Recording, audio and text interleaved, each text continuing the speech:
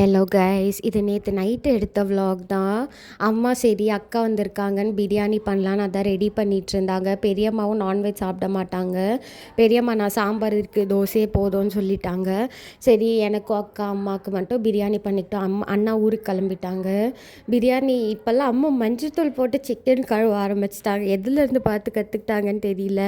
அதுக்கப்புறம் பிரியாணிக்கு அம்மாவே மசாலா எல்லாம் நாங்கள் சிக்கன் எடுத்துகிட்டு வரதுக்குள்ளே ரெடி பண்ணிட்டாங்க. ஆக்சுவலி சண்டே தான் பிரியாணி பண்ணுற பிளான் இருந்துச்சு. வெளியில் போகிறதால சரி இப்போவே பண்ணிடலான்னு சொல்லி பண்ணிட்டாங்க. அது ஆக்சுவலி 65 ஊற்றின எண்ணெய் தான். அது வேஸ்ட் பண்ணக்கூடாதுன்னு அம்மா பிரியாணிக்கு யூஸ் பண்ணிட்டாங்க எடுத்து வச்சு. அதனால தான் கலர் கொஞ்சம் ரெட்டிஷாக இருக்குது, வேறு ஒன்றும் இல்லை. அதுக்கப்புறம் பிரியாணி தாளிக்கலான்னு சொல்லிவிட்டு அம்மா எல்லாமே ரெடி பண்ணிகிட்டு இருந்தாங்க. இந்த பட்டை, லவங்கம், கிராம்பு, அப்புறம் ஏலக்காய், அதெல்லாம்.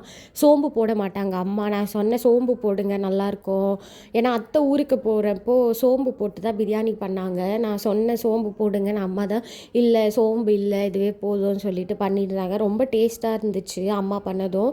பாஸ்மதி ரைஸில் தான் பண்ணாங்க, இந்த 3 ஸ்டார் பாஸ்மதி ரைஸில். அதுக்கப்புறம் பச்சை மிளகா எல்லாம் போட்டு தாளித்து விட்டுட்டு இருந்தாங்க. நான் வந்து ஃபுல்லாக வீடியோ எடுக்க முடியல, அதுக்குள்ளே மாவரைக்கு கடைக்கு போயிட்டேன். கொஞ்சமாக தான் எடுத்தேன். உங்களுக்கு பிரியாணி ரெசிபி வேணும்னா சொல்லுங்கள், நான் கண்டிப்பாக ஃபுல் வீடியோ ஷேர் பண்ணுறேன். ஆல்ரெடி என் சேனலில் நிறையா பிரியாணி ரெசிபி இருக்கும்னு நினைக்கிறேன். அதுக்கப்புறம் பாஸ்மதி அரிசியில் தான் பிரியாணி பண்ணி சாப்பிட்டுட்டு அன்றைக்கி டே அப்படி தான் போச்சு. இன்னொரு vlogல பார்க்கலாம். பாய்.